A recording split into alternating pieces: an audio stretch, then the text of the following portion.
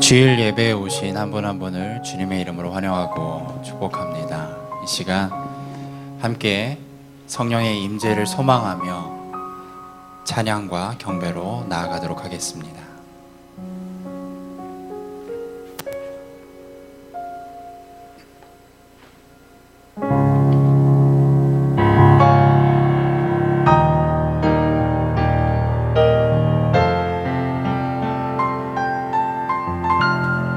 주께서 높은 보좌에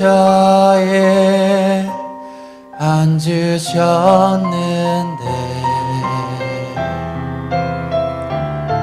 그 옷자락은 성전에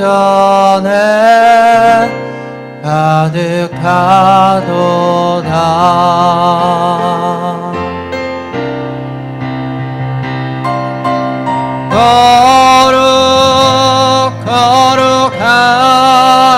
거룩하나 만군의 여호와,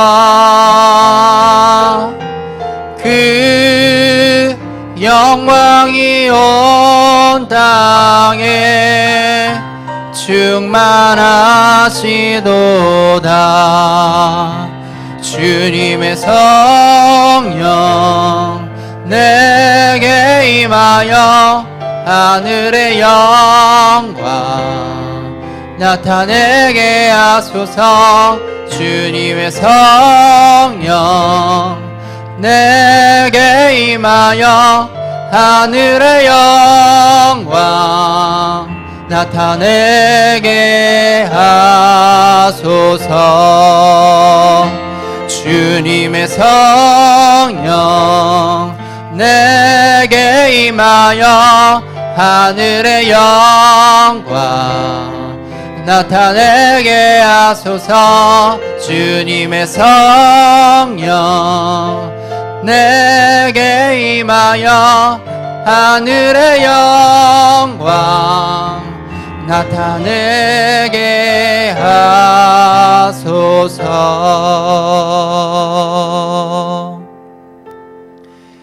여호와께서는 자기 백성을 기뻐하시며 겸손한 자를 구원으로 아름답게 하심이로다. 아멘. 하나님, 우리의 삶 가운데에 우리를 흔들리게 하는 것들이 너무나도 많습니다. 눈에 보이지 않는 바이러스와 눈에 보이지 않는 두려움과 나를 넘어뜨리는 그 죄가 우리를 흔들리게 합니다. 오늘도 그 연약한 모습 그대로, 부족한 모습 그대로, 어찌할 바 모르는 그 모습 그대로 하나님께 나왔습니다. 우리를 긍휼히 여기시고 우리의 예배를 하나님 받아 주시옵소서. 이 모든 기도 우리 주 예수 그리스도의 이름으로 간절히 기도드렸습니다. 아멘. 주님께 영광의 박수 올려드리겠습니다. 이제 힘차게 주님을 찬양하며 나아가겠습니다.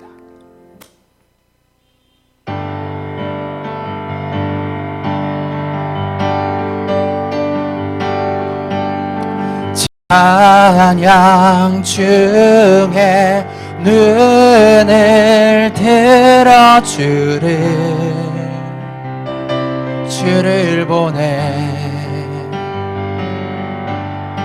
소망 중에 마음 나의 주만 나 바라네. 주님을 볼 때 나에게 힘주시네. 주님 안에 모든 두려움 사라져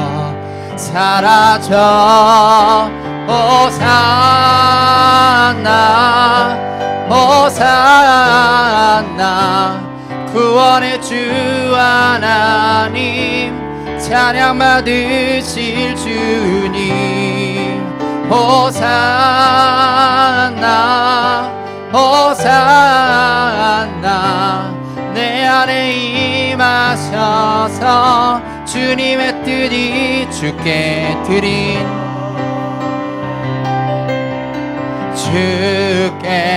드린 마음 난 기도 들으 이르소서. 주의 나라 상한 영혼들을 새롭게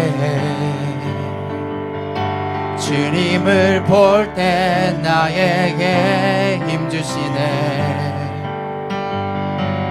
주님 안에 모든 두려움 사라져 호산나 호산나 구원의 주 하나님 찬양 받으실 주님 호산나 호산나 내 안에 임하셔서 주님의 뜻이 호산나 호산나 호산나 호산나 구원의 주 하나님 찬양 받으실 주님 호산나 호산나 내 안에 임하셔서 주님의 뜻 이루소서. 모든 영광 주님께 올려드립니다. 아멘. 계속해서 찬양으로 영광 올려드리겠습니다.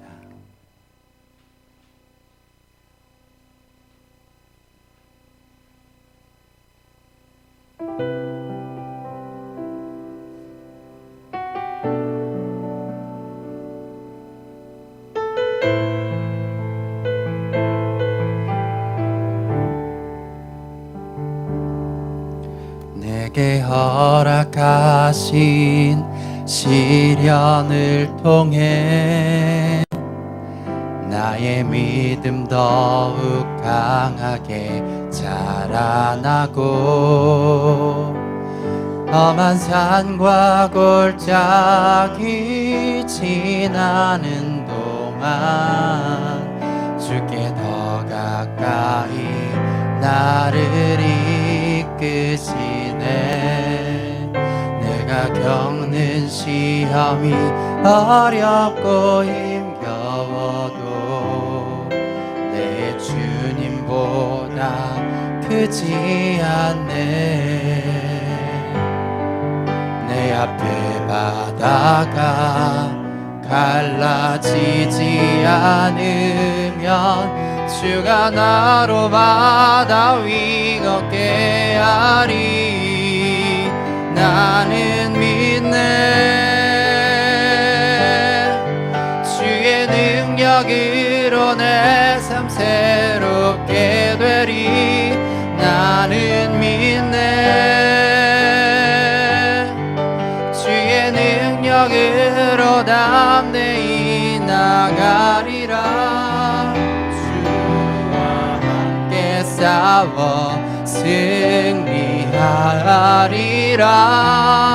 날마다 믿음으로 나 살아. 내게 허락하신 시련을 통해 나의 믿음 더욱 강하게 자라나고 험한 산과 골짜기 지나는 동안 주께 더 가까이 나를 이끄시네. 내가 겪는 시험이 어렵고 힘겨워도 내 주님보다 크지 않네. 내 앞에 바다가 갈라지지 않으면 주가 나로 바다 위 걷게 하리. 나는 믿네. 주의 능력으로 내 삶 새롭게 되리. 나는 믿네. 능력으로 담대히 나가리라. 주와 함께 싸워 승리하리라. 날마다 믿음으로 나 아름다우신 놀라우신 아름다우신 오 놀라우신 영원할 수 없는 사랑 오 위대하신 하나님의 사랑 영원히 찬양 아름다우신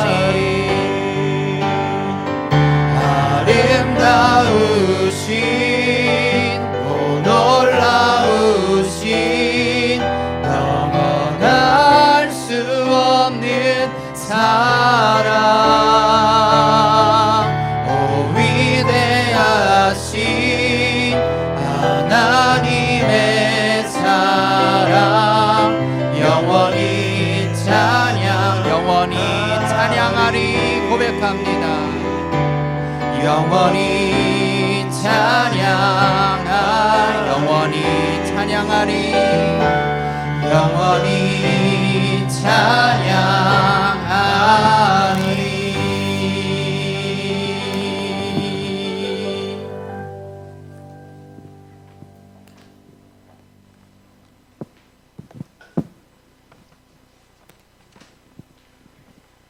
지극히 높으시고 만유의 주인 되신 하나님 아버지, 이 시간 당신의 백성들이 세상의 신을 벗고 거룩하신 하나님을 만연히 여기는 마음을 회개하며 경외함으로 주님 앞에 나아갑니다. 우리를 있는 모습 그대로 받아주시고 새 영을 부어주셔서 새 마음을 허락하여 주시옵소서. 주님, 당신의 백성들이 악한 길에서 돌이켜 낮아져서 지은 죄를 회개하고 주님의 긍휼과 자비를 구하면 이 땅을 고쳐주신다고 말씀하셨사오니 코로나 바이러스가 창궐하여 하루에도 수천 명이 죽어가는 앞으로 얼마나 많은 확진자가 나오고 전염될지 모르는 이 상황 앞에 모든 것을 내려놓고 하나님의 뜻대로 살지 못한 우리의 죄를 자복하오니 돌이켜 회개하는 역사가 개인과 사회 곳곳에서 불같이 일어나게 회개의 영, 기도의 영을 부어 주시옵소서.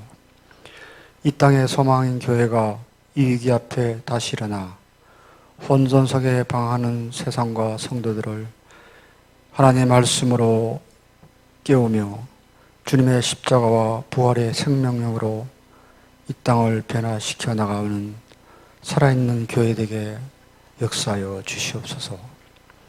교회와 성도들이 세상의 빛과 소금의 역할을 봐야 할 수 있게 자신의 복만을 추구하는 기복신앙과 십자가와 부활 없는 형식 없는 신앙에서 벗어나 하나님 말씀대로 살기를 힘쓰며 소외된 곳, 어두운 곳에 낮은 자의 모습으로 내려가 주의 사랑을 나누고 실천하는 믿음과 삶이 있는 삶이 되게 인도하여 주시옵소서. 코로나 바이러스로 온 세상이 알 수 없는 불안과 경제적인 공포 가운데 휩싸이지만 하나님을 믿는 저희들은 하나님이 주시는 능력과 사랑과 절제하는 마음으로 넉넉히 이겨 나가며 흔들리지 말며 이 불안하고 불확실한 세상에 소망과 용기를 주는 우리의 삶이 되게 주님 붙들어 주시옵소서. 함께 모여 예배할 수 없고 유튜브 영상으로 드리는 예배지만 몸과 마음과 정성을 다해 주님 앞에 거하는 온전한 예배 되기를 기도드립니다. 속히 함께 모여 마음껏 찬양하며 기도하며 하나님과 성도의 풍성한 교제 가운데 거하는 삶이 되게 도와주시옵소서. 말씀 전하시는 목사님께 성령님 함께 하셔서 우리의 삶 가운데 말씀하시는 하나님의 말씀이 되게 하여 주시옵소서. 환난 가운데 우리의 인생에 참된 방패가 되시며 피난처 되신 영원한 하나님 나라로 인도하시는 우리 주 예수 그리스도의 이름으로 기도드렸습니다.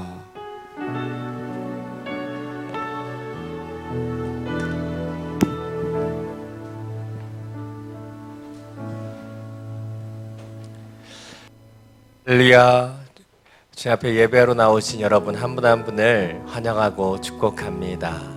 특별히 영상으로 함께 참여하는 우리 호칭 온누리교회 성도님들 한 분 한 분을 진정으로 주님의 이름으로 환영하고 축복합니다. 시간 예배함을 통해 우리가 주님의 존전 앞에 더 온전히 서게 되기를 간절히 원합니다.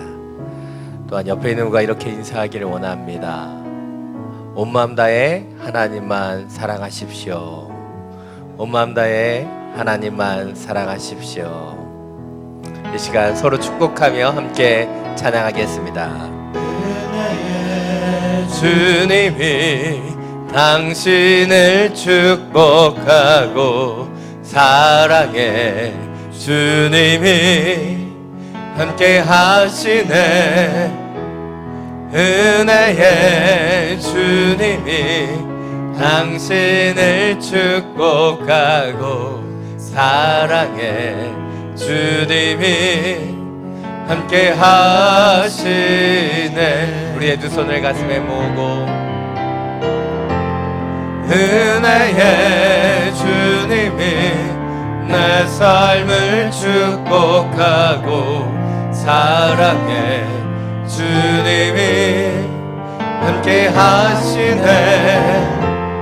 은혜의 주님이 내 삶을 축복하고 사랑해 주님이 함께 하시네. 우리에게 은혜와 사랑을 주시는 주님께 감사와 영광의 박수 올려드립니다. 아멘. 몇 가지 교회 소식 전해드리겠습니다. 저희가 이번 주일과 다음 주일은 방송 예배로 계속해서 예배하며 나아갑니다. 우리가 함께 예배 드릴 수는 없지만 또 기도로 하나님 주시는 마음으로 더욱더 하나 되는 주님의 예배자로 세워지게 되기를 간절히 원합니다. 지금 현재로서는 아이들이 방학하는 4월 6일 전날인 4월 5일부터 예배를 개최하려고 준비하고 기도하고 있습니다. 이 모든 상황들이 온전히 열려질 수 있도록 함께 기도해 주시고 중보해 주시면 감사하겠습니다. 또 코로나의 위협이 점점 커지고 있는 이 상황 속에서 우리 모든 믿는 자들의 기도와 힘이 주님 앞에 모아지게 되기를 간절히 원합니다. 오늘 우리 계신 말씀 함께 나누기를 원합니다. 하나님께서 오늘 우리 계신 말씀 사도행전 27장 15절부터 26절까지의 말씀입니다. 오늘 하나님께서 우리 계신 말씀 사도행전 27장 15절부터 26절까지의 말씀입니다. 제가 가진 성경 신약 187페이지입니다. 이 말씀을 각자의 성경을 통해 교독으로 함께 봉독하겠습니다. 배가 폭풍에 휘말려 방향을 잡을 수가 없었습니다. 그래서 우리는 배가 가는 대로 내맡기고 표류하다가 가우다라는 작은 섬 아래쪽을 따라 지나면서 간신히 거룻배를 바로 잡을 수 있었습니다. 선원들은 그 배를 끌어올리고 아래로 밧줄을 내려보내 선체를 둘러맸습니다. 그대로 가다가는 배가 스르디스 해안의 모래 언덕에 처박힐까 두려워 그들은 닻을 내려 배가 포류하게 했습니다. 우리는 폭풍에 몹시 시달리다 못해 이튿날에는 선원들이 짐을 바다에 던져넣기 시작했습니다. 3일째 되는 날에 선원들이 배의 장비들을 자기들의 손으로 내던졌습니다.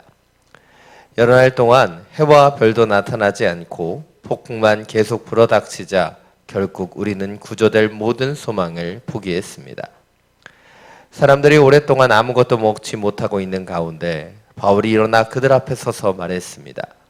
여러분, 크레타 섬에서 항해하지 말라는 내 충고를 들었더라면 이런 타격과 손실은 입지 않았을 것입니다. 그러나 이제 내가 여러분에게 당부합니다. 여러분 가운데 아무도 목숨을 잃지 않고 배만 손상될 것이니 안심하기 바랍니다.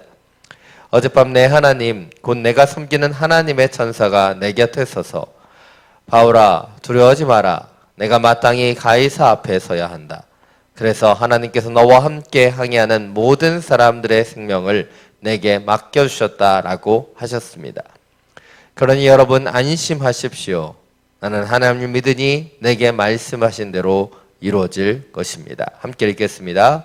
그러나 우리는 밀려서 어느 섬에 닿게 될 것입니다. 아멘. 말씀을 듣기 전에 우리의 손을 가슴에 얹고 믿음으로 함께 선포하기를 원합니다. 말씀이 나를 변화시킵니다. 나를 변화시킵니다. 아멘. 이 믿음의 선포와 같이 하나님 주님의 말씀을 통해 우리의 삶이 변화되고 주님의 능력 가운데 서게 되기를 간절히 축원합니다. 페르시아의 다리우스 왕과 또 알렉산더, 마케도니아의 알렉산더가 전쟁을 일으키게 되었을 때 이 다리우스 왕은 알렉산더에게 먼저 선전포고를 하면서 사신을 통해 큰 선물을 보냅니다. 알렉산더가 선물 보따리를 풀어보았더니 그 선물에는 참깨가 잔뜩 들어 있었다고 합니다. 이것이 무슨 의미일까 궁리하다가 한 신하가 그 의미를 풀어주었습니다. 다리우스의 군대가 이 참깨와 같이 많으니까 너희는 공격하지 말고 항복하라는 의미라고 풀이해 주었다는 것이죠. 그러자 알렉산더 대왕이 작은 봉투에 겨자씨 하나를 넣고 다리우스 왕에게 보냈습니다. 그리고 이 겨자씨를 받은 다리우스는 이것이 무슨 의미인가 고민했습니다. 그때 한 신하가 알렉산더의 군대가 아무리 작다고 할지라도 무섭고 놀라운 생명력을 가지고 있다라고 하는 의미다라고 해석했다는 것이죠. 이렇게 벌어진 전쟁이 바로 이소스 전쟁이라고 하는 전쟁입니다. 그리고 우리가 잘 아는 것처럼 이 전쟁에서 알렉산더는 승리를 하고 당시 지역의 패권을 차지하게 됩니다.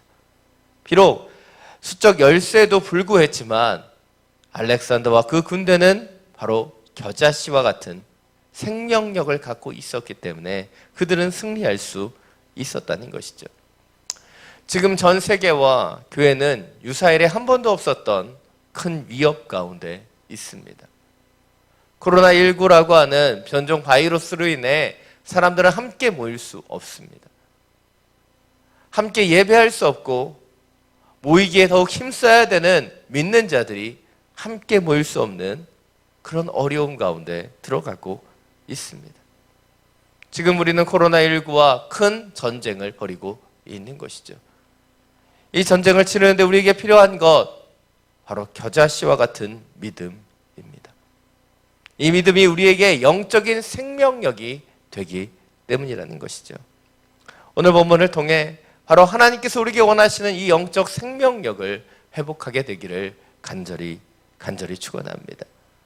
오늘 본문은 사도 바울이 로마에 잡혀가는 과정 속에서 만났던 유라굴로라고 하는 그 돌풍을 만나는 상황에 대해서 이야기해주고 있습니다.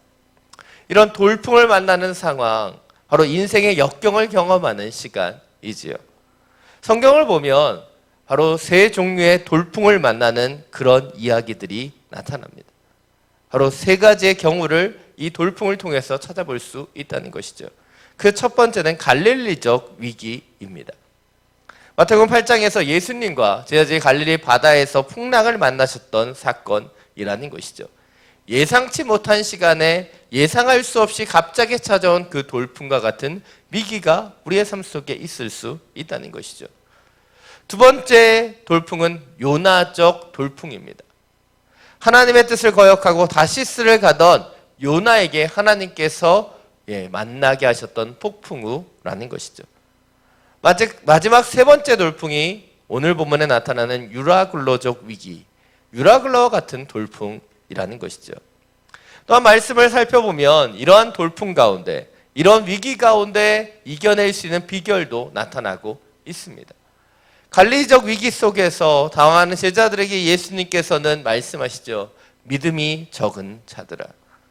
그리고 폭풍우를 꾸짖으시고 잠잠케 하셨습니다. 바로 이 이야기를 통해 우리는 위기는 폭풍우가 아니라 바로 제자들이 믿음이 적었던 것이다 라는 사실을 보게 된다는 것이죠. 갑작스러운 위기 속에서 우리는 우리의 믿음을 점검해야 한다는 것이죠. 또 요나적 위기 속에서 불순종하던 요나는 폭풍우 속에 그 배에서 뛰어내리게 되고 물고기 뱃속에 갇히게 됩니다. 그리고 그 물고기 뱃속에서 그는 하나님 앞에 순종을 결단하고 건짐을 받게 된다는 것이죠. 이 요나적 위기와 같은 불순종을 통해 찾아온 위기 가운데는 바로 우리가 다시 한번 순종을 통해서 이 위기가 해결되는 것을 볼 수 있다는 것이죠. 오늘 본문에 나타나는 유라굴로적 위기는 어떻게 해결해야 하는 것일까요? 오늘 본문을 통해서 좀 더 구체적으로 살펴보게 되기를 원합니다. 먼저 유라굴로적 위기를 더 자세히 알기 위해 오늘 본문 앞부분인 사도행전 27장 9절부터 12절까지의 말씀을 함께 먼저 읽게 되기를 원합니다. 함께 읽겠습니다. 많은 시간이 소모되고 금식하는 절기가 지났기 때문에 항해가 위험해졌습니다. 그래서 바울이 사람들에게 충고했습니다.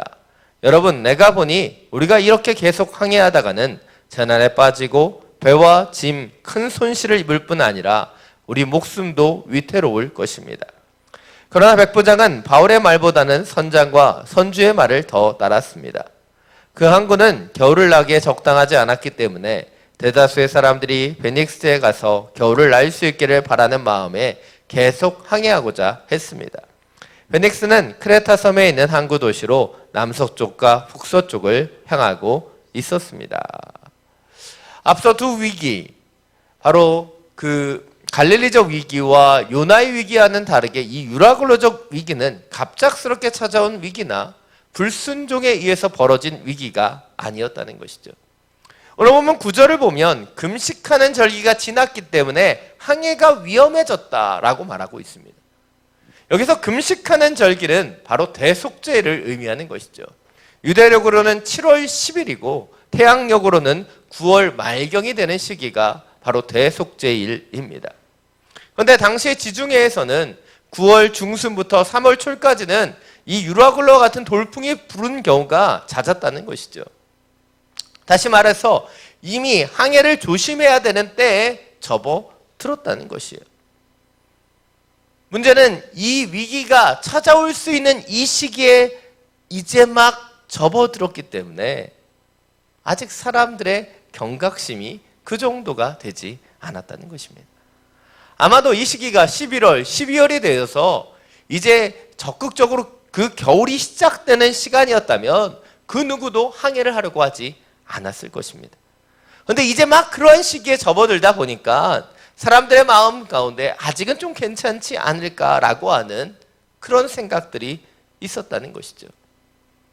위기는 바로 그러한 생각에서부터 시작됩니다. 왜 한국 땅 가운데 이 코로나19 바이러스가 이렇게 퍼지게 됐고 많은 확진자를 낳게 되었는가? 생각해 보면 이제 막 잠잠해지려고 하던 시기에 경각심이 무너지고 또 반사회적인 그 종교단체를 통해 이단을 통해 잘못된 신앙과 믿음이 그들을 계속해서 모이고 조심하지 못하게 했기 때문이죠. 그래서 더 큰 문제 가운데 그들이 빠져들게 되었다는 거예요.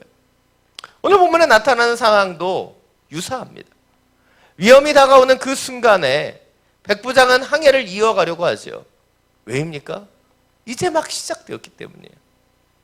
아직은 위험하지 않다고 생각하기 때문이죠. 그래서 사도 바울은 백부장에게 충고합니다. 지금 이 항해를 계속하는 것이 잔해나 빠지고 배와 짐 그리고 우리의 목숨도 위태로울 수 있다. 그는 경고합니다. 그런데 이 백부장은 누구의 말을 듣습니까? 바로 선장과 선주의 말을 듣고 항해를 이어가려고 했다는 것이죠. 왜입니까? 바로 자신이 듣고 싶은 말을 듣고 싶은 거예요. 자신이 뜻대로 이야기하자는 그 소리를 듣고 싶은 것입니다. 또한 12절을 보면 몇 가지 이유가 더 나타납니다. 바로 그들이 머물고 있었던 아름다운 항구, 개역개정에서는 미항이라고 불려진 이 항구가 겨울을 나기에는 적합하지 않았다는 것이죠. 바로 이 아름다운 항구가 아름다운 항구이긴 하지만 큰 항구는 아니었기 때문에 이 겨울을 수많은 사람들이 나기에는 적합하지 않은 장소였다는 것이죠.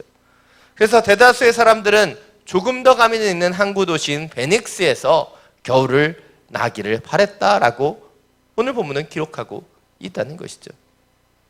바로 그 항구가 아름다웠지만 그들이 그 겨울을 나기에는 작고 불편했기 때문에 그들은 더 큰 도시 베닉스로 이동하기를 원했다는 거예요. 작은 불편함을 참지 않고 그것을 해결하기 위해 이동해야 되겠다 결정했다는 것이죠. 여러분, 이 아름다운 항구와 베닉스의 거리는요 진짜 얼마 되지 않습니다. 잠깐 저희가 지도를 보여드릴 텐데요. 지도를 보시면 정 가운데에 있는 이 미항과 베닉스의 거리는요 크레타 섬에서 아주 작은 부분에 불과합니다. 조금만 더 가면 됐다고 생각하는 거예요. 조금만 더 이동하면 이 베닉스가 있기 때문에 이 모든 위험을 그렇게 느끼지 않고 그들은 가려고 했다는 것이죠. 그런데 어떤 결과가 나타납니까? 그 조금 더 가려고 하는 그 시도 가운데 그들은 유라굴로를 만나고 14일간을 표류하다가 겨우 몰타라는 섬에 도착하게 된다는 것이죠. 사랑 여러분, 유라굴로족 위기는 어떻게 찾아옵니까? 갑작스럽게 그렇게 찾아오는 것이 아니죠. 불순종 때문에 찾아오는 것이 아닙니다. 오늘 보면 이 유라굴로족 위기가 이미 조심해야 되는 시기가 찾아왔지만 아직은 괜찮겠지라고 하는 안일한 마음 때문에 찾아왔음을 보여주고 있습니다. 또한 이 유라굴로족 위기가 들어야 되는 그 소리는 듣지 않고 듣고 싶은 소리만 들었기 때문에 찾아왔음을 보여주는 것이죠. 또한 유라굴로족 위기는 왜 찾아왔습니까? 조금 더 편하고자 하는, 조금 더 누리고자 하는 인간적인 욕심 때문에 찾아왔다는 것이죠. 그렇습니다. 이 유라굴로족 위기는 사람이 자초한 위기라는 거예요. 스스로의 선택과 판단을 통해 그 위기 가운데로 들어가는 것, 그것이 바로 유라굴로적인 위기라는 거예요. 충분히 멈출 수 있는데, 충분히 그 위기 가운데 들어가지 않을 수도 있는데 괜찮겠지라고 하는 착각 때문에, 조금 더 편하고 더 좋은 곳으로 가고자 하는 욕망 때문에 찾아오는 위기가 유라굴로적 위기라는 거예요. 우리의 삶 속에 이런 유라굴로적 위기가 얼마나 많이 있습니까? 우리의 잘못된 선택 때문에, 우리의 잘못된 욕망 때문에 만들어진 문제가 얼마나 많이 있냐는 거예요. 오늘 사도 바울과 그 일행들은 그 인간의 탐심과 욕망 때문에 잘못된 선택을 하고 이 유라굴로적 위기 가운데 들어가고 있다는 것이죠. 그러나 너무나 감사하게도 하나님께서는 우리의 잘못으로 시작된 이 유라굴로적 위기 가운데 있는 우리를 그냥 내어버려 두시지 않는다는 거예요. 이 위기를 통해 하나님의 손길과 하나님의 역사를 회복해 가신다는 것이죠. 오늘 보면 15절부터 20절 말씀입니다. 우리 함께 다시 한번 함께 읽겠습니다. 배가 폭풍에 휘말려 방향을 잡을 수가 없었습니다. 그래서 우리는 배가 가는 대로 내맡기고 표류하다가 가우다라고 하는 작은 섬 아래쪽을 따라 지나가면서 간신히 거룻배를 바로잡을 수 있었습니다. 선원들은 그 배를 끌어올리고 아래로 밧줄을 내려보내 선체를 둘러 맸습니다. 그대로 가다가는 배가 스르디스 해안의 모래 언덕에 처박힐까 두려워 그들은 닻을 내려 배가 표류하게 했습니다. 우리는 폭풍에 몹시 시달리다 못해 이튿날에는 선원들이 짐을 바다에 던져 넣기 시작했습니다. 3일째 되는 날에는 선원들이 배의 장비들을 자신들의 손으로 내던졌습니다. 여러 날 동안 해와 별도 나타나지 않고 폭풍만 계속 불어닥치자 결국 우리는 구조될 모든 소망을 포기했습니다. 오늘 본문을 보면 바울의 배는 유라굴로라고 하는 광풍을 만나게 됩니다. 그리고 방향을 잡지 못하고 표류하게 되는 거예요. 간신히 배를 바로잡자 선원들은 자신들이 할 수 있는 모든 노력들을 다합니다. 바로 선체를 둘러매고 해안의 모래 언덕에 처박히지 않기 위해 닻을 내리고 배의 무게를 줄이기 위해 짐을 바다에 던져 넣었죠. 그러나 그 어떤 것도 그들의 뜻대로 움직이지 않자 그들은 모든 장비들을 내려놓고 포기해 버립니다. 계속되는 폭풍 속에서 그들은 모든 소망을 포기하게 되었다는 것이죠. 사랑 여러분, 우리는 때때로 유라굴로와 같은 광풍을 만날 때가 있습니다. 그때 우리는 오늘 부분에 나타나는 선원들과 같이 여러 노력들을 하죠. 그러나 그때 하나님께서 아무것도 우리 가운데 역사하지 않는 것처럼 느껴질 때가 있습니다. 하나님께서 우리의 삶 속에 일하시거나 간섭하지 않는 것처럼 느껴질 때가 있다는 것이죠. 그러나 여러분, 그때 하나님은 일하시지 않는 것이 아닌 열심히 일하고 계십니다. 바로 너무나 돕고 싶지만, 너무나 사랑하지만, 사랑하는 자들이 스스로의 힘으로 자신의 노력으로 어떤 것도 해결할 수 없다는 것을 깨달을 수 있도록 힘겹게 기다리시는 거예요. 우리는 우리의 위기 속에서 우리의 노력으로, 우리의 힘으로 이 모든 것을 해결하려고 합니다. 그러나 하나님의 역사는 언제 시작돼요? 우리의 노력으로 안 된다는 것을 깨달을 때, 그때 시작된다는 것이죠. 이것이 오늘 첫 번째 포인트입니다.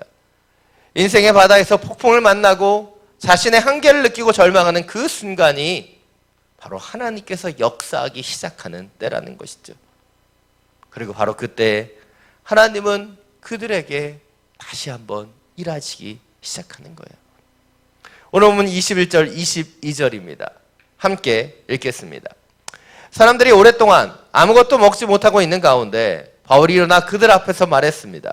여러분, 크레타 섬에서 항해하지 말라는 내 충고를 들었더라면 이런 타격과 손실은 입지 않았을 것입니다. 그러나 이제 내가 여러분에게 당부합니다. 여러분 가운데 아무도 목숨을 잃지 않고 배만 손상될 것이니 안심하기 바랍니다. 오늘 보면 21절에서 바울은 말하고 있어요. 자신의 충고대로 들었더라면 이런 타격과 손실을 입지 않았을 것이다. 어찌 보면 이 말은 내 말 안 듣더니 잘 됐다, 이런 꼴 나지 않았냐 라고 이전에 그들의 선택에 대해서 지적하고 비난하는 것처럼 보여질 수 있습니다. 그러나 사도 바울은 그들의 잘못을 지적하고 비난하기 위해서 이렇게 말한 것이 아니에요. 바로 21절의 이 지적은 22절의 당부가 그들에게 들려질 수 있도록 하기 위함이죠. 22절은 뭐라고 얘기합니까? 내가 여러분에게 당부합니다. 안심하기 바랍니다. 지금 배 안에 있는 모든 사람들은 소망을 잃어버렸어요. 그들은 두려움과 공포 가운데 들어갔습니다.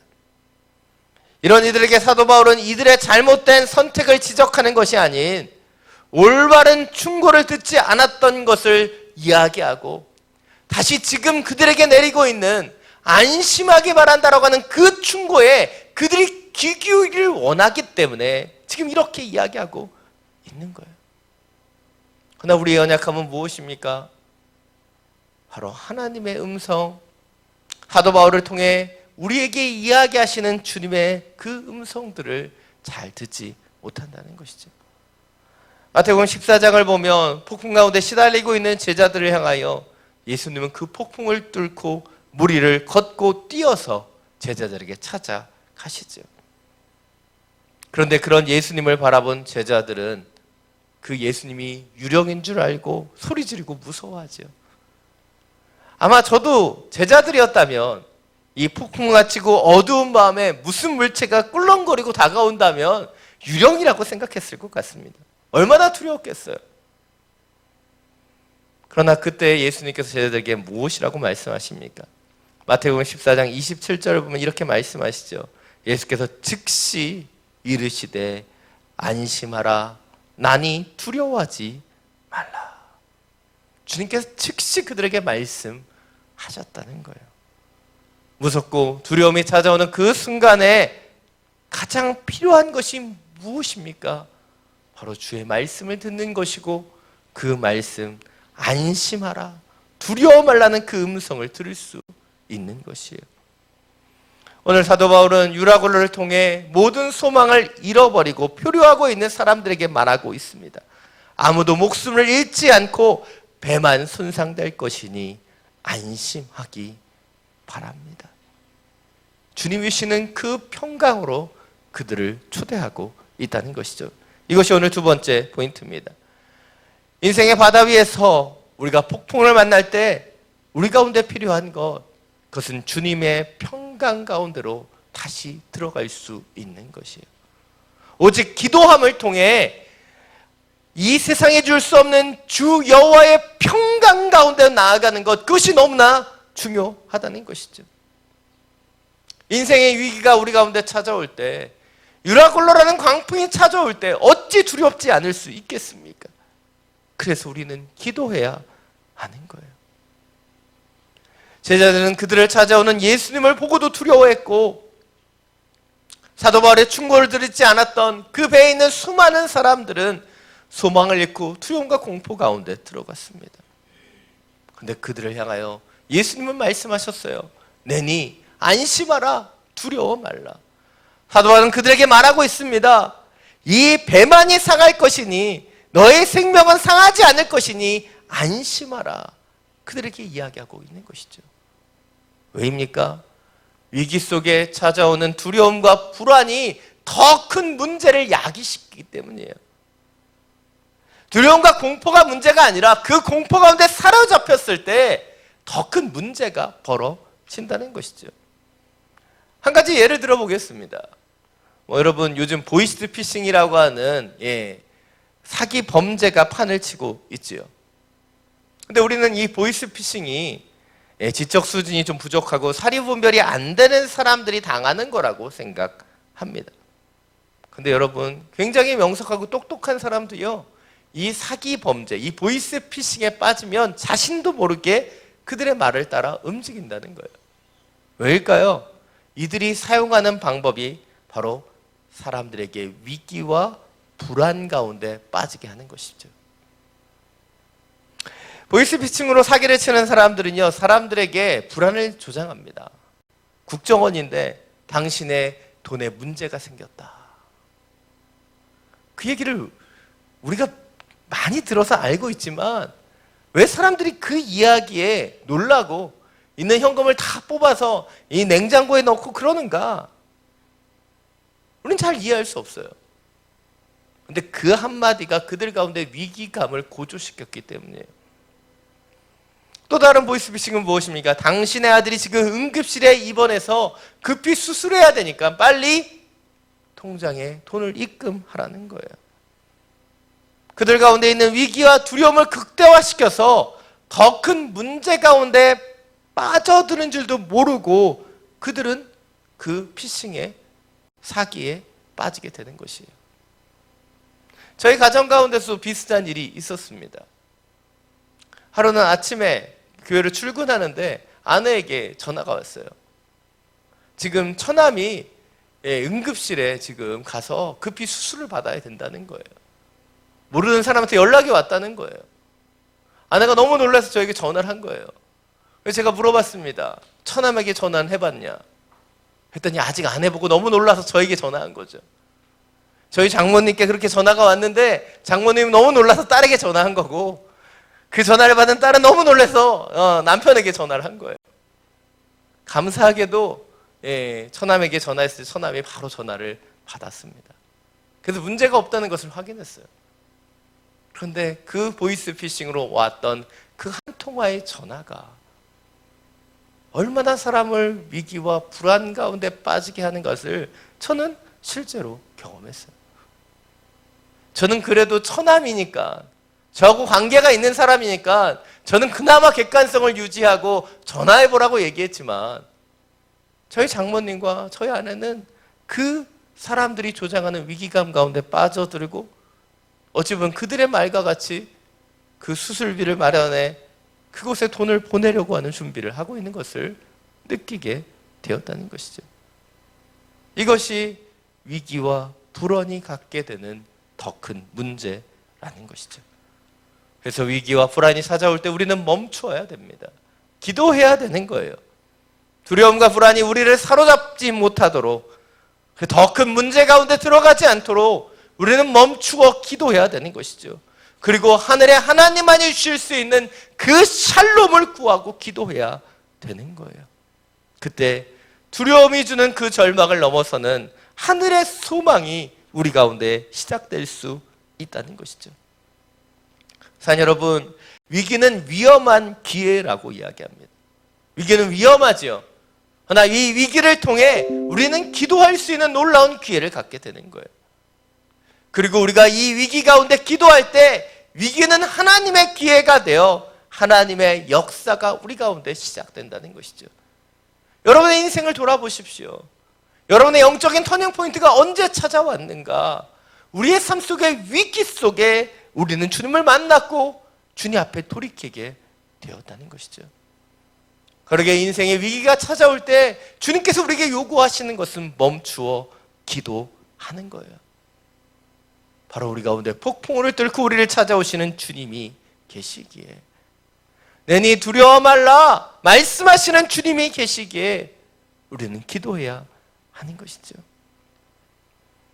창세기를 보면 우리가 잘 아는 야곱이 에서를 만나기 직전에 얼마나 많이 두려워했고 연약했는지 우리는 잘 볼 수 있습니다. 그래서 모든 재산과 아내 그리고 자녀들까지 먼저 다 떠나보내고 그 강을 건너지 못한 채 야복 강가에 머물며 그는 이 불안과 두려움 가운데 들어가게 되죠. 그런 야곱에게 하나님께서는 찾아가십니다. 그리고 우리가 잘 아는 것처럼 새벽 미명까지 야곱과 하나님은 씨름을 하게 됩니다. 근데 여기서 벌어지는 씨름은요, 실제로 육체적인 씨름이라고 할 수도 있지만 영적인 기도의 씨름이라고도 묵상할 수 있습니다. 바로 하나님 앞에 자신의 불안과 염려를 쏟아놓고 주님이시는 평강을 얻어 나아가는 그 기도의 씨름이라고도 보여진다는 것이죠. 여러분, 그렇게 야복강가에서 하나님과 씨름하는 시간을 가졌던 야곱은요, 더 이상 에서를 두려워하지 않고 담대하게 그 에서 앞에 서게 되는 것을 우리는 보게 됩니다. 왜입니까? 그는 주님 앞에 기도의 씨름을 했기 때문이죠. 산 여러분, 지금은 코로나19 때문에 너무나 큰 위기 가운데 처해 있습니다. 그래서 우리는 멈추어야 합니다. 우리는 기도해야 됩니다. 그리고 하나님이 주시는 그 권능을 의지해 이 땅에 주는 불안과 두려움이 아닌 주 여호와의 평강으로 나아가야 하는 것이죠. 우리가 멈추고 기도할 때 갈릴리 폭풍 가운데 제자를 찾아오셨던 주님께서 우리 가운데 찾아오실 것이고, 이 위기는 하나님의 놀라운 기회로 바뀌어지게 될 것입니다. 그 믿음으로 우리가 함께 모일 수는 없지만 흩어져 더욱 기도할 수 있는 하나님의 자녀가 되기를 간절히 축원합니다. 오늘 23절 24절 말씀입니다. 다시 한번 함께 읽겠습니다. 어젯밤 내 하나님 곧 내가 섬기는 하나님의 천사가 내 곁에 서서 바울아 두려워 마라, 내가 마땅히 가이사 앞에 서야 한다. 그래서 하나님께서 너와 함께 항해하는 모든 사람들의 생명을 내게 맡겨주셨다라고 하셨습니다. 오늘 본문을 보면 사도 바울은 그 불안과 두려움 가운데 절망하고 있는 사람들에게 어젯밤 하나님의 천사가 그에게 와서 말해준 내용을 전달하고 있습니다. 그 첫 번째 내용이 무엇이에요? 두려워하지 말라는 거예요. 개인적으로 저는 여기서 참 위로가 되었습니다. 사도 바울도 두려웠구나 라는 것을 볼 수 있었기 때문이죠. 찔러도 피 한 방울 안 나올 것 같은 그런 단단한 사도 바울도 이 유라굴로의 돌풍과 14일간의 표류 기간 동안에 그는 두려워할 수밖에 없었다는 것이죠. 그가 겉으로는 강직해 보이지만 그 내면 가운데 분명한 두려움이 있었다는 거예요. 그래서 천사가 그에게 두려워하지 말라라고 이야기했다는 것이죠. 두 번째로 천사가 사도 바울에게 무엇이라고 말합니까? 내가 마땅히 가이사 앞에 서야 한다. 가이사 앞에 서야 된다. 사도 바울의 로마행이 결정된 이유가 무엇입니까? 바로 사도 바울이 로마로 나아가야 하는 하나님의 사명이 그에게 주어졌기 때문이에요. 지금 천사는 바울에게 이야기하고 있는 것입니다. 하나님이 너에게 주셨던 그 사명, 이 로마에 가서 가이사 앞에 서야 되는 그 사명을 기억하며 두려워하지 말라는 거예요. 왜입니까? 그 사명이 끝나기 전까지 주님께서 내 생명을 걷어가지 않으실 것이다 라고 이야기하고 있기 때문이죠. 또 마지막 천사들은 그와 함께하는 모든 사람들의 생명을 내게 맡겨주셨다라고 이야기하고 있습니다. 바로 사도 바울과 함께하는 자들이 하나님의 그 은혜를 입었음을 이야기해주고 있는 것이죠. 인생의 위기 속에서 우리는 사도 바울과 같이 두려워할 수 있습니다. 불안할 수 있죠. 코로나19의 위협 때문에 이 땅을 살아가는 많은 사람들이 불안해하고 염려합니다. 그러나 이러한 상황 가운데 우리에게 필요한 것, 바로 하나님께서 사도 바울에게 그 사명을 회복하기를 원하셨던 것처럼 하나님 우리에게 주신 그 사명과 목적을 회복하는 시간을 가져야 한다는 것이죠. 이것이 오늘 마지막 세 번째 포인트입니다. 인생의 바다 가운데 표류할 때 우리는 다시 한번 주님이 주신 사명을 점검하고 집중해야 한다는 거예요. 인생의 유라굴로를 만날 때 우리는 우리의 모든 항로와 방향을 상실하죠. 지금 우리가 어디에 서 있는지, 무엇을 해야 되는지 알지 못합니다. 여러분, 배가 항로를 벗어났다는 것은요, 큰 위험 가운데 있다는 것입니다. 항로는요, 암초와 위협을 피할 수 있는 최상의 길이기 때문이에요. 그런데 지금 그들의 배는 항로를 잃었고 방향을 잃어버렸으며 지금 어디에 있는지, 그들이 가야 할 길들을 잃어버렸어요. 그런데 그런 위기 가운데 있는 그들에게 하나님께서는 천사를 보내셔서 그들의 방향을, 그들의 사명을 회복하게 하신다는 것이죠. 사랑하는 여러분, 왜 위기가 기회가 되는 것일까요? 바로 인생의 바닷속에 표류할 때, 우리의 인생의 길을 잃어버렸을 때 우리는 그제서야 우리의 영적인 항로를 볼 수 있기 때문이에요. 그래서 그런 이야기 들어보셨을 것입니다. 세상 속에서의 성공을 수많은 사람들이 있지만 세상의 성공은 축복이보다는 저주일 때가 더 많다. 왜일까요? 세상의 성공을 통해서 우리는 세상 속에 더 가까이 나아가게 되기 때문이죠. 그러나 반대로 이 세상 속의 위기는 바로 하나님의 은혜와 사랑을 회복하는 놀라운 기회가 된다는 사실을 놓치지 않게 되기를 원합니다. 제가 여러 번 말씀드렸다시피 저는 미국에 어학연수를 갔다가 콜링을 받고 돌아왔습니다. 다른 사람들은 미국에 가서 영어를 배우는데 저는 소명을 받고 왔다 해서 아메리칸 드리밍이 아니라 아메리칸 콜링이라고 제가 늘 그렇게 얘기합니다. 여러분 아시죠? 뭐든지 미국이 좋은 겁니다.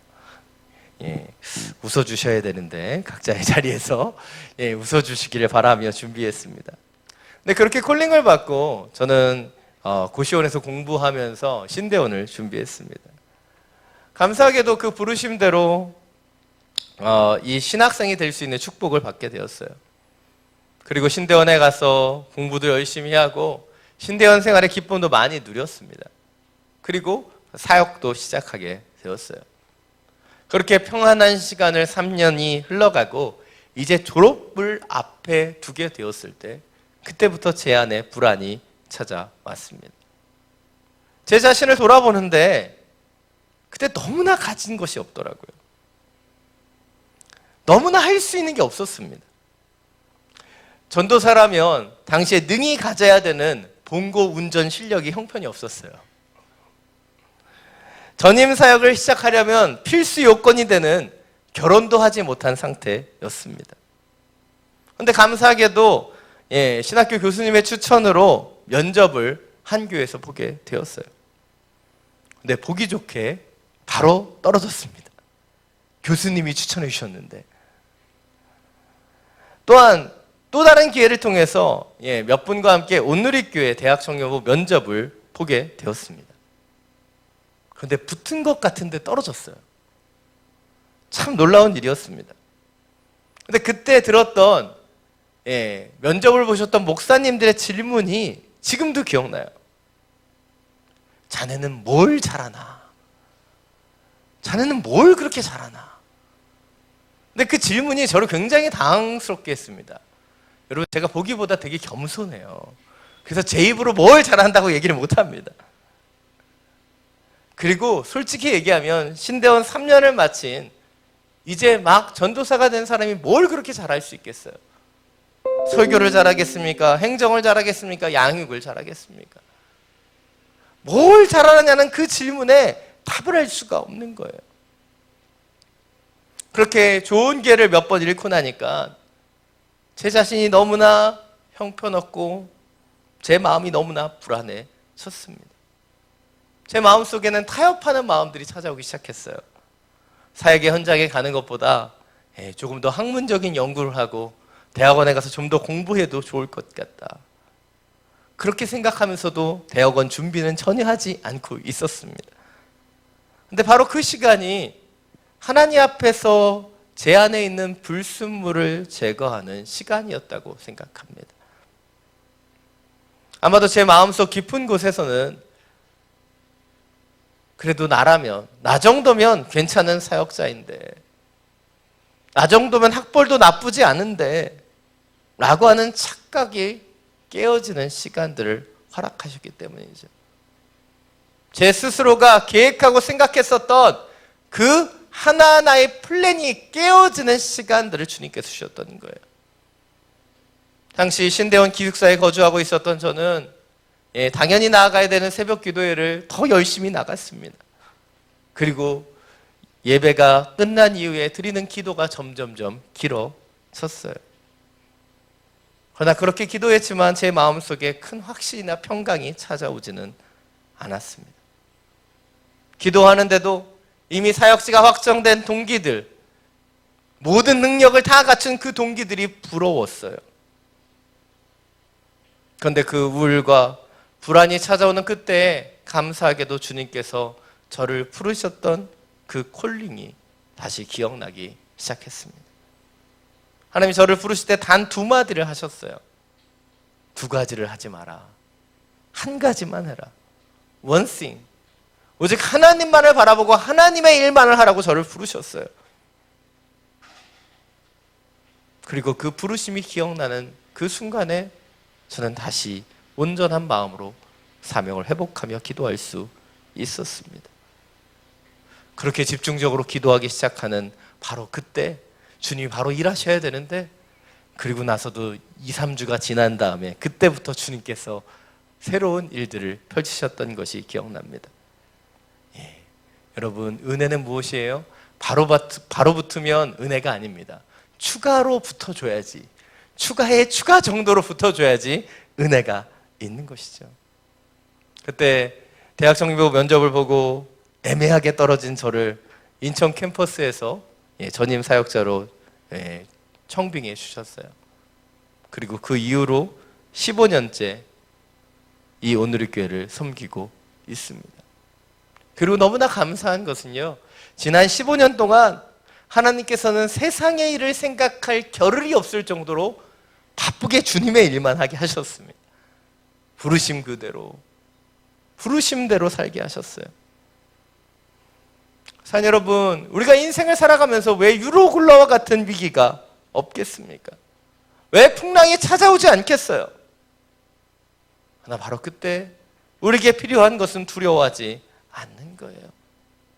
다시 한번 기도하며 주님이 시는 그 사명과 나를 향한 주님의 계획들을 바라보는 시간을 갖는 것이죠. 오늘 보면 25절은 말합니다. 그러니 여러분 안심하십시오.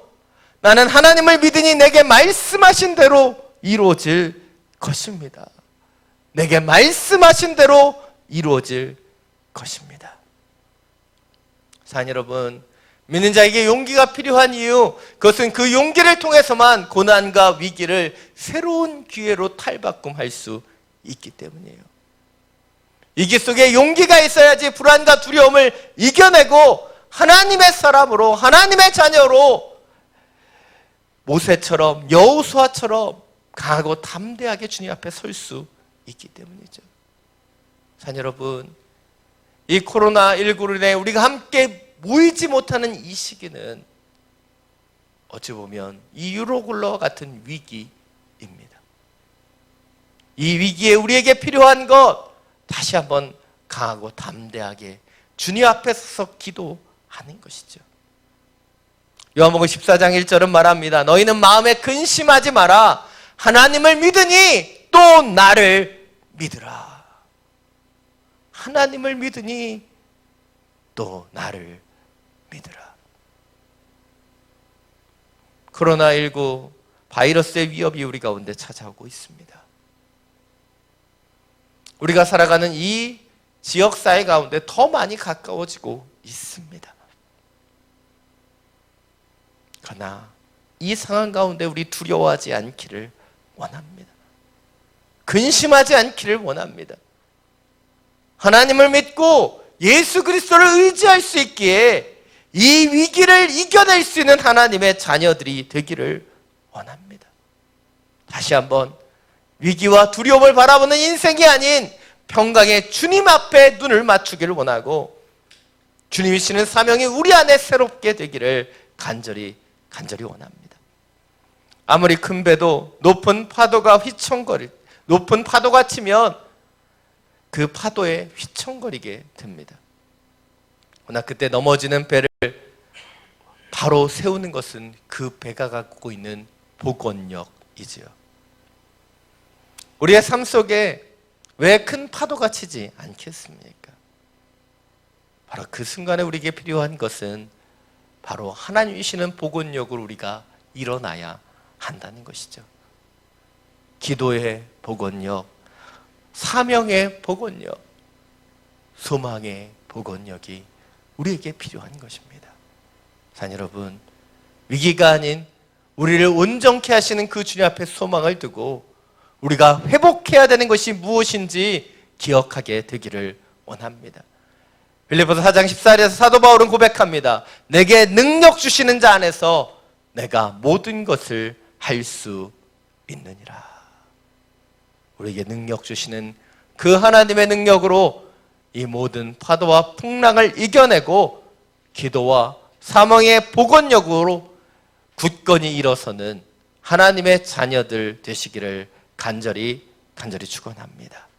이 시간 원하고 바라고 기도합니다. 이 찬양 함께 드리고 우리 주님 앞에 기도하면 원합니다.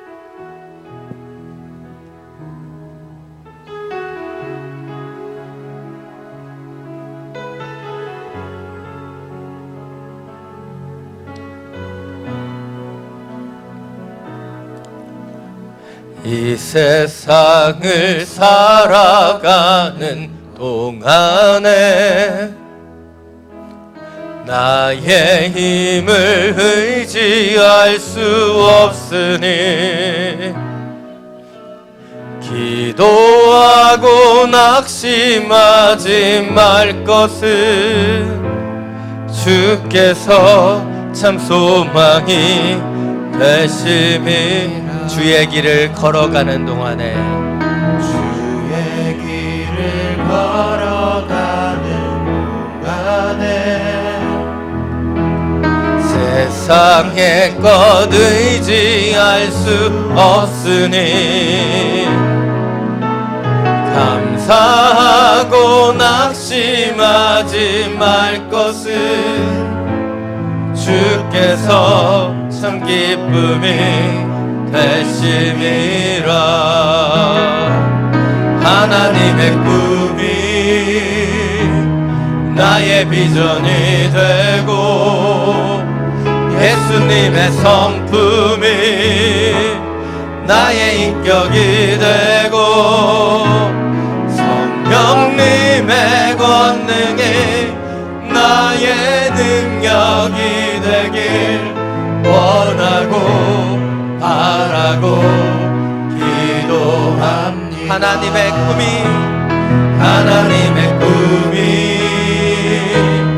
나의 비전이 되고 예수님의 성품이 나의 인격이 되고 성령님의 권능이 나의 능력이 되길 원하고 바라고 기도합니다. 하나님의 꿈이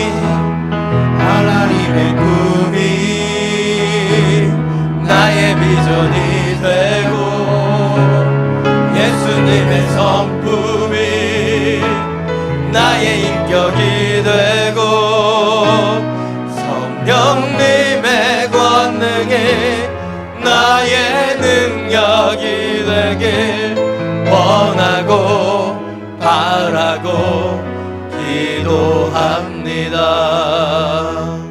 하나님의 꿈이 나의 비전이 되고 예수님의 성품이 나의 인격이 되고 성령님의 권능에 나의 능력이 되길 원하고 바라고 기도합니다. 이 시간 함께 기도하며 나아가기를 원합니다. 지금 수많은 위협들이 우리 가운데 찾아오고 있습니다. 코로나19의 위협, 또 여러 경제적인 위협들, 상황과 환경을 바라볼 때 유라굴로와 같은 큰 폭풍이 우리 가운데 다가오고 있습니다. 그러기에 우리가 더욱더 멈춰 기도하게 되기를 원합니다. 주님, 내 힘으로는 이것들을 감당할 수 없습니다. 내 능력으로는 이것들을 이겨낼 수 없습니다. 우리가 기도하며 주님께서 소망이 되어주심을, 주님께서 나의 힘이 되어주심을, 나의 능력이 되심을 깨닫게 하여 주옵소서. 불안과 두려움 가운데 사로잡혀가는 인생이 아니라 소망의 주님을 바라보며 기도하며 주님이 실은 참된 소망과 그 소명을 회복하는 하나님의 자녀로 살게 하여 주시옵소서. 이 시간 주님의 이름을 한번 부르고 함께 기도하며 나아갑니다. 주여! 주님, 우리의 연약함을 고백합니다. 우리의 삶의 자리 가운데 유라굴로와 같이 찾아오는 수많은 위협들이 있습니다. 경제적인 위협, 주님, 건강과 안전에 대한 위협, 우리 가운데 그 두려움과 주님 공포 가운데 빠져들게 하는 이 땅에 수많은 것들이 있습니다. 주님, 이 상황 가운데 다시 한번 우리 멈춰 기도하게 되기를 원합니다. 우리의 힘으로 이 모든 것을 이겨낼 수 없기에 우리의 그 노력과 우리의 수고들을 내려놓고 멈추어 주님께서 일하여 주시기를, 주님께서 우리의 이 모든 상황들을 해결해 주시기를 기도하는 하나님의 자녀들이 되기를 원합니다. 코로나19의 위협이 사라질 수 있도록 기도하기를 원합니다. 이 땅 가운데 고통받고 있는 모든 영혼들을 위하여 중보하며 기도할 수 있게 되기를 원합니다. 다시 한번 위협과 공포와 두려움 속에 사로잡히는 것이 아닌 주님이 주는 꿈을, 주님이 주는 그 성품을, 주님이 주는 그 권능을 바라보며 주님이 주는 평강 가운데 나아가게 되기를 원합니다.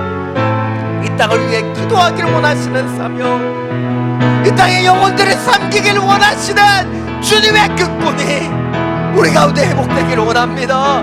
성령님 우리의 마음을 주장하여 주옵소서. 기도하며 나아가는 이들 가운데 주님 모든 두려움이 사라지게 하여 주시고 주 여호와의 샬롬이, 주님이 주시는 꿈과 사명이 회복되게 하여 주옵소서.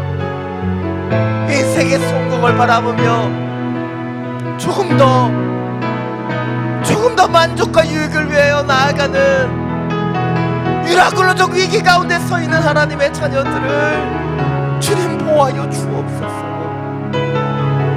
그들 가운데 찾아가 주시고 오직 우리의 꿈과 소망이 되시는 그 주님을 보고 만나는 하나님의 자녀들 되게 하여 주옵소서. 주님 주옵소서. 사랑이 많으신 주님, 우리 가운데 찾아오는 유라굴로와 같은 위기 속에 우린 넘어지고 쓰러지는지도 모릅니다. 그 공포와 위기가 너무나 커서 우리는 나의 노력과 나의 수고를 통해 쌀을 사고 물을 사며 나의 힘으로 안전해지기 위해 노력하고 있습니다. 그러나 주님, 우리를 가장 안전하게 하시는 분이 당신이심을 고백합니다.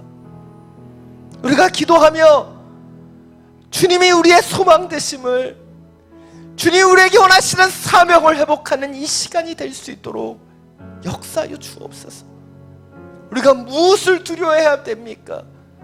우리가 두려워해야 될 것, 그것은 코로나 바이러스가 아닌 여호와 하나님을 경외하는 것, 그것임을 놓치지 않게 해주시고, 사랑하는 하나님의 자녀들, 하나님의 예배자들이 다시 한번 주님이 원하시는 평강의 중심을 회복하게 하여 주시옵소서. 주님, 주님의 놀라운 손으로, 주님의 편팔로 주의 영혼들을 보호하여 주옵소서. 안심하라, 내니 두려워 말라 말씀하시는 주님 안에 거하는 하나님의 자녀들이 되게 하여 주옵소서. 주님, 주님이 주시는 그 말씀에 다시 한번 일어나 주의 사명대로 이 땅 가운데 빛을 발하며 주의 복음을 흘러보내는 하나님의 자녀들이 되게 하여 주시옵소서. 우리 주 예수 그리스도의 이름으로 기도드립니다. 아멘.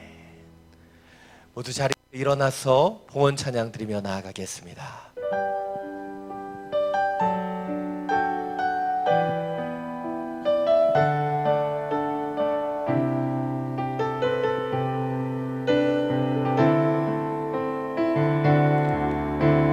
주 나의 모습 보네, 상한 나의 맘 보시네. 주 나의 눈물 안에 홀로 흘던 맘 아시네. 주 사랑 내게 있네, 그 사랑이 날 채우네. 주내 내게 있네, 그대로 날 세우네. 세상 소망 다 사라져가도 주의 사랑은 끝이 없으니, 살아가는 이 모든 순간이 주의 힘을 나는 믿네. 우리 두 손을 들고 함께 고백합니다. 세상 소망 다 사라져가도 주의 사랑은 끝이 없으니, 살아가는 이 모든 순간이 주의 힘을 나는 믿네. 주 은혜 힘을 나는 믿네. 주 은혜 힘을 나는 믿네. 주 은혜 힘을, 주 은혜 힘을 나는 믿네.